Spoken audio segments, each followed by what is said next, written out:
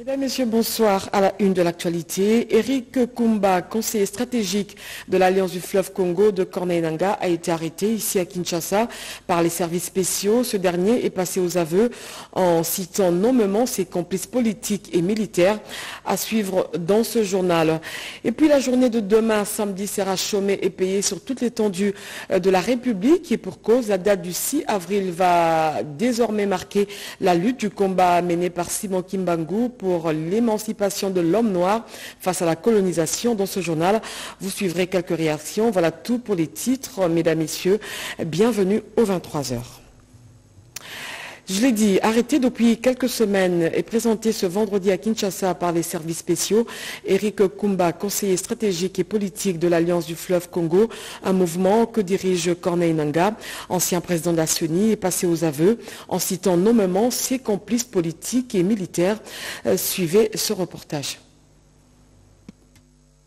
Il est l'une des pièces maîtresses de l'Alliance du fleuve Congo, arrêté par le service spéciaux, interrogé dans cette vidéo projetée pour la première fois ce vendredi 5 avril 2024, Eric Nkuba, conseiller stratégique et politique de Corneille Nangaa, passe aux aveux en énumérant ses complices. Il y a des gens que je connais qui prenaient souvent contact avec nous. Comme qui? Comme Peter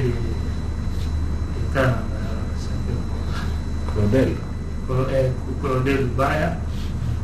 Il y a des vieux Olinga Koy, il y a le professeur Bob Kabamba, il y a Adam du PPRD, il y a l'autre qui était à Roger c'est en Saïd.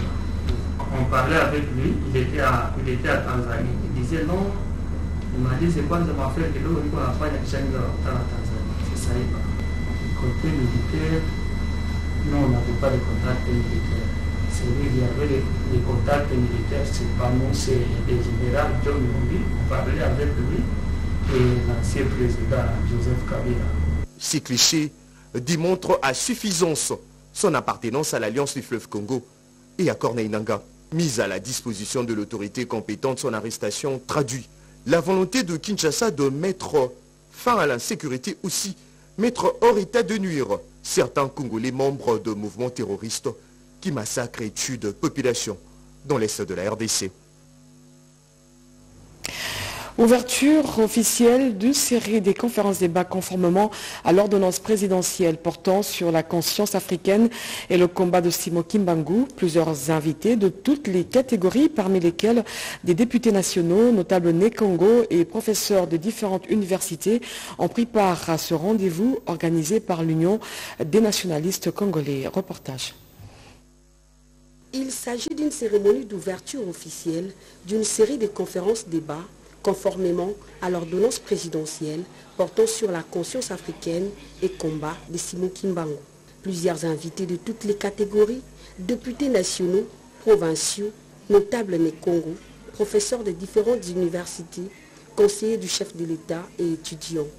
L'Union des nationalistes congolais, en sigle UNAC, organisatrice de la cérémonie, poursuit les objectifs ci-après. Pérenniser le combat de Simon Kimbangu, vulgariser ce qu'a été sa lutte, faire voir à la jeunesse congolaise qu'il est important à ces jours d'incarner le combat de Simon Kimbangu pour mettre fin à cette lutte négative nous imposée par les impérialistes.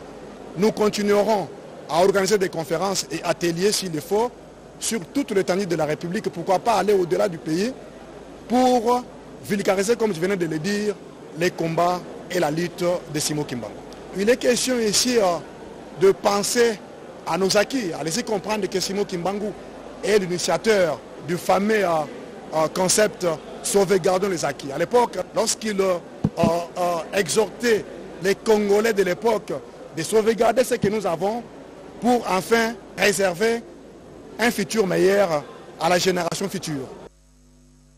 Éveil de la conscience africaine, c'est suite à son combat que l'homme noir est valorisé sur le plan économique, social et culturel de l'époque coloniale jusqu'à nos jours. Le résultat positif en politique de la RDC figure dans son cheval de bataille, témoignage d'un compatriote Donatien Mujinga au micro de Renette Kulunga. Simon Kimbangu, né le 12 septembre 1887 et mort le 12 octobre 1951, il était un chef religieux congolais qui fonda le mouvement religieux chrétien Kimbanguisme, engagé aussi dans le combat de la valorisation de l'homme noir. Témoignage d'un compatriote, Donatien Mujinga. Le prophète Simon Kimbangu a fait un grand combat au profit de l'Afrique et du monde entier. C'est ainsi qu'il a fait en sorte que les Africains se mettent debout. Il a élevé les consciences de l'Afrique et d'autres mondes qui ont profité à ce qu'ils puissent suivre son idéologie. Il a levé les consciences sur le plan politique. En 1960, il a beaucoup travaillé. C'est grâce à lui que nous avons connu l'indépendance aussi pour l'Afrique et pour d'autres pays sur le plan éducationnel. C'est grâce à lui qu'il y a eu beaucoup d'écoles, non seulement au Congo, dans d'autres pays, même à Congo-Brazzaville. Vous voyez, même en Angola, où on parle toujours de Simon Kimbangu. Et puis, les enfants ont eu une bonne éducation. Et quand vous voyez même ici chez nous, vous trouverez même les universités. Alors maintenant, il est partout, même en Europe. Il y a des banques qui sont en Suisse. Il y a beaucoup de choses qui se sont fondées grâce à lui. Il amène les gens à travailler. Emprisonné pendant 30 ans, les péripéties de sa pénitence étaient remplies de miracles. La lutte de Simon Kimbangu avait pour but la libération totale de l'homme noir. Voilà, la Cour des comptes vient de bénéficier d'un don de matériel informatique et d'accessoires d'une valeur de 100 000 $ américains. Pour le premier président de la Cour des comptes, ce matériel informatique va permettre plutôt à la Cour d'améliorer et de moderniser le travail en vue de lutter contre la corruption. Christine Lenzo et Simon Kankolongo.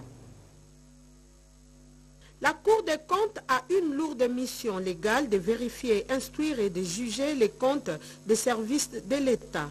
Après la prestation des serments de ces magistrats, il a été opportun de lui doter des moyens matériels adéquats pour bien accomplir sa mission. C'est donc des États-Unis d'Amérique, à travers son bureau AINL, tombe à point nommé. La Cour des comptes vient donc de bénéficier de 63 ordinateurs portables et des bureaux, 11 imprimantes, 16 scanners, 14 ondulaires, 6 climatiseurs et 5 projecteurs.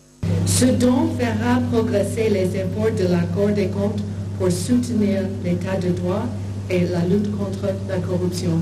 Cet appui du gouvernement américain apporté par l'ambassadeur des États-Unis en RDC est estimé à 100 000 $ américains et c'était réceptionné par le premier président de la Cour des comptes, Jimmy Munganga Ngwaka, lors de cette cérémonie organisée sur place. Je tiens à remercier sincèrement le gouvernement américain à travers son ambassade en République démocratique du Congo pour ce geste qui vient d'être posé ce jour. Ce geste témoigne de l'importance que le gouvernement américain accorde aux relations séculaires qui existent entre nos deux pays.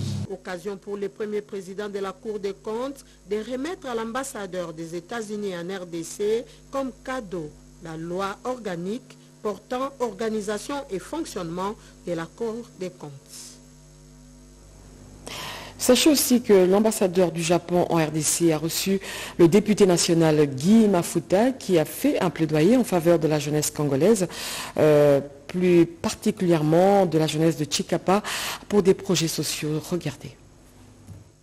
Le Japon, à travers la JICA, appuie bon nombre de projets en République démocratique du Congo, notamment les projets sociaux et culturels. Profitons de son audience auprès du nouvel ambassadeur du Japon, Hidetoshi Ogawa. L'honorable Guy Mafuta a plaidé pour l'assistance du Japon au projet d'encadrement de la jeunesse désœuvrée de Chikapa pour lutter contre la pauvreté, la délinquance juvénile et l'insécurité. J'ai particulièrement mis l'accent sur la jeunesse qui est très importante et en âge de travailler, mais malheureusement la formation ne suit pas. Avec lui, on a échangé un peu sur certaines idées parce que vous le savez, je suis candidat gouverneur au Kasaï. Si cela m'est donné, et pour moi, c'est la formation des jeunes, voir comment mettre en place des formations de 3 à 6 mois, comment outiller, parce que l'une de mes ambitions, c'est également mettre un fonds pour la jeunesse et pour la femme. Le jeune homme qui aura appris la maçonnerie, le carrelage ou la plomberie, à la fin, on lui donne quand même un kit pour qu'il ouvre son propre atelier. C'est à ce moment-là qu'on peut vraiment élaguer l'insécurité au Kasaï. Il a aussi fait la promotion de la culture du Kasaï. Je lui ai parlé des masques Chokwe, des tissus Kuba, des masques Pende. Il était très émerveillé. Je pense que comme la question de l'insécurité est de plus en plus jugulée et que la paix règne, s'il n'y a pas d'obstacle pour que l'ambassadeur aussi fasse un tour chez nous. Le comité exécutif du mécanisme national de suivi et le collège des hautes études stratégiques et de défense ont organisé une journée de réflexion sur les questions liées au FDLR cérébral rwandais. Ils ont également évalué et examiné la situation sécuritaire et humanitaire dans la région des Grands Lacs. Patricia Ungo. Plusieurs thématiques sur l'épineuse question des FDLR ont été examinées ce jeudi 4 avril 2024 au cours d'une journée de réflexion organisée par le comité exécutif du mécanisme national de suivi et les collèges des hautes études stratégiques et de défense. Parmi les éminentes personnalités présentes figurent les vice-ministres de la Défense représentant les vice-premiers ministres, ministre de la Défense et le MINETA en charge de la coopération régionale. La démarche a consisté à l'évaluation de la situation sécuritaire et humanitaire dans le Grand Lac. Le coordonnateur du mécanisme national de suivi, le professeur Tumbaluabwa, donne ici le sens de cette journée. À l'invitation du président Lourenço Joao, qui est le médiateur désigné par l'Union africaine, et qu'ils ont élaboré un communiqué, il nous appartient en tant qu'AMNS de procéder à l'évaluation du contenu de ce communiqué. Et comme vous le savez, dans ce communiqué, il y a une mention spéciale concernant les FDLR, où il est demandé à la RDC de procéder à la neutralisation et de proposer un chronogramme, un plan d'action à cet effet. Cette journée de réflexion s'est tenue le 4 avril, soit 2 jours avant la commémoration du génocide rwandais, le 6 avril. Déterminé à sécuriser la population quinoise, le ministre provincial de l'Intérieur a tenu une réunion de sécurité avec quelques bourgmestres de la capitale. Des mesures fortes vont être prises pour éradiquer complètement le banditisme urbain. Reportage. Les Matétois étaient surpris de le voir tous les matins dans leur juridiction. Le ministre de l'Intérieur provincial, Papi Moussé, déterminé à combattre les inciviques à la base de l'insécurité généralisée et trouble la quiétude de la population dans la capitale, avec à la clé plusieurs dégâts matériels. Le patron de l'Intérieur, ville de Kinshasa, a regroupé le membre du comité de sécurité de proximité de la commune de Matété.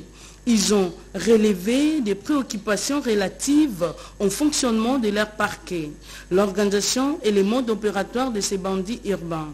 Ils ont également fustigé certaines habitudes et faiblesses qui rendent inefficace l'action de l'État dans ces combats. Peu avant, le patron de la sécurité de la ville de Kinshasa a encouragé et rassuré ses chefs de rue, des quartiers, organisations de la société civile, notables et les hommes en uniforme en affirmant que la vision du chef de l'État, Félix-Antoine Tshisekedi, est de garantir aux Congolais un environnement de paix, le bien-être. L'approche est bien simple pour moi en ce qui concerne d'abord les Kuluna. Donc il n'y a pas seulement une approche répressive, mais il faut une approche pédagogique, éducative, orienter les jeunes garçons qui sont encore récupérables vers des formations. Il a instruit les bourgmestres de mettre sur pied les comités de sécurité de proximité, un forum d'échange actif et représentatif. Le ministre provincial de l'Intérieur, Sécurité et Justice s'est longuement étendu en expliquant sa réponse à ces problèmes. Et puis l'Organisation internationale pour les migrations a procédé à la remise de 9 véhicules au programme national d'hygiène aux frontières, un financement du gouvernement congolais et de la Banque mondiale pour renforcer les capacités de la surveillance sanitaire. Anim Balaka pour ce reportage. Ces véhicules pimpons neufs, comme on peut les constater, vont appuyer les programmes de contrôle sanitaire aux frontières. L'Organisation internationale pour les migrations OIM a procédé à la remise de ces engins roulants aux bénéficiaires pour faciliter les activités de supervision de points d'entrée. Au terme de ce projet, il est prévu d'améliorer le cadre normatif et le renforcement des capacités des acteurs de terrain. Il est également prévu d'améliorer toute la coordination et la supervision au niveau des points d'entrée, mais également renforcer les systèmes de surveillance du pays par le développement de plateformes électroniques, entre autres. Le représentant du ministre de la Santé a dans son discours demandé aux utilisateurs d'en faire bon usage. Cet acte, en soutien à la réponse aux besoins exprimés dus aux capacités minimales requises, constitue la preuve de l'intérêt accordé à la mise en œuvre effective du règlement sanitaire international dont le programme national d'hygiène aux frontières en est le point focal national. Une satisfaction pour les bénéficiaires, notant que le renforcement du contrôle sanitaire aux frontières vise à améliorer les principales capacités minimales requises à tout moment et en cas d'urgence de santé publique de portée internationale, ainsi que la communication et la coordination des activités aux 18 points d'entrée désignés répartis dans cette province, à savoir Kinshasa, Congo central, Ituri, Nord Kivu, Sud Kivu, Tanganyika et Okatanga. Le Conseil national de la couverture santé universelle a levé l'option de l'étendre aux 12 autres provinces, ce programme qui est un des volets importants de la vision du président de la République. Déterminé à étendre le programme de santé universelle dans son axe maternité gratuite, initié par le chef de l'État Félix-Antoine Tshisekedi, déjà opérationnel dans 4 provinces, le Conseil national de santé universelle s'est réuni pour harmoniser le vu et c'est là dans l'ultime but d'élargir ce programme combien louable dans 12 provinces. Au sortir de la dite réunion, le coordonnateur de ces magistrats programmes, Polydor Mbongani Kabila, a laissé tout entendre. Et ce programme qui est impulsé par son Excellence le Président de la République, M. Félix-Antoine Tshisekedi Tshilombo, est en train de s'étendre au pays à travers le premier paquet de soins, qui est celui de la gratuité d'accouchement. Là, nous sommes pratiquement en train de passer à 12 provinces qui vont être couvertes par ce programme. Donc au-delà de Kinshasa, nous avons 4 provinces qui avaient déjà été couvertes depuis le mois d'octobre. Et à partir d'aujourd'hui, nous allons nous étendre à cette autre province, ce qui va nous amener pratiquement à 12 provinces qui sont couvertes par le programme de la gratuité. Et donc pour cela, nous avons besoin que toutes les parties prenantes importantes puissent jouer leur rôle. Et comme vous savez, la santé, c'est un concept multisectoriel qui dépasse les limites du secteur de la santé seul, d'où l'importance de travailler ensemble avec les autres secteurs. La santé n'a pas de prix, dit-on. La maternité gratuite vient soulager tant soit peu les social des Congolais et arrêter l'hémorragie des décès natals, prénatales et post-natales des femmes qui cherchent à donner la vie. Atteindre tous les enfants de la province du Lualaba par la vaccination, un défi immense dans les zones minières pour le gouverneur de province. La question était au centre des échanges d'une séance de travail plutôt avec l'Alliance de vaccins de la Fondation Bill Gates et Melinda Gates ainsi que l'USAID. Reportage. L'honorable Marie-Thérèse Masuka Saini a présidé jeudi 4 avril une séance de travail avec une délégation mixte des représentants des bailleurs de fonds partenaires de la RDC dans le domaine de vaccination. Cette délégation composée de l'Alliance de vaccins de la Fondation Bill et Melinda Gates et de l'USAID séjourne au Lualaba en soutien au modèle Memorandum of Understanding provinciaux MOU afin de renforcer les résultats du programme de vaccination dans cette partie de la RDC. À en croire Cyril Noger, gestionnaire de programme Pays Gavi à Genève, les parties prenantes se sont engagées à accompagner la couverture vaccinale en vue notamment de lutter efficacement contre la mortalité infantile due à la non-vaccination. Il a également salué les efforts déjà entrepris par par le gouvernement provincial permettant aux enfants du Lualaba à accéder au vaccin qui sauve la vie. Les échanges sont très importants ici entre la province, tout ce qu'il fait ici, les experts au niveau provincial, mais aussi les différents donateurs qui ont l'expérience dans notre pays. Donc c'est vraiment un apprentissage mutuel également. Et ce qui nous intéresse aussi, c'est bien sûr, on l'a vu jusqu'à présent, des résultats de couverture qui augmentent, qu'elles augmentent encore plus. Au cours de cette séance de travail, l'honorable Masuka Saini s'est fait accompagner de la ministre provinciale de la Santé et des représentants de l'inspection provinciale de la Santé ainsi que du programme élargi de vaccination. Restons toujours au Lualaba où la chef du secteur du Kwilu a procédé au lancement des travaux dans le secteur agricole qui vont certainement booster l'économie de cette province. Reportage. C'est ce jeudi 4 avril qu'ont été lancés les travaux d'asphaltage de la route Mouembi dans le village Mupanza, secteur de Luilou, territoire de Muchacha, province du Lualaba. La réhabilitation de cette route longue de 4 km, ce projet s'inscrit dans le cadre de l'amélioration des infrastructures routières dans le secteur de Luilou. Ces travaux visent non seulement à améliorer l'accessibilité et la fluidité du trafic, mais facilitera aussi le déplacement de la population en créant un environnement urbain, d'où ce mot de remerciement du chef Nza.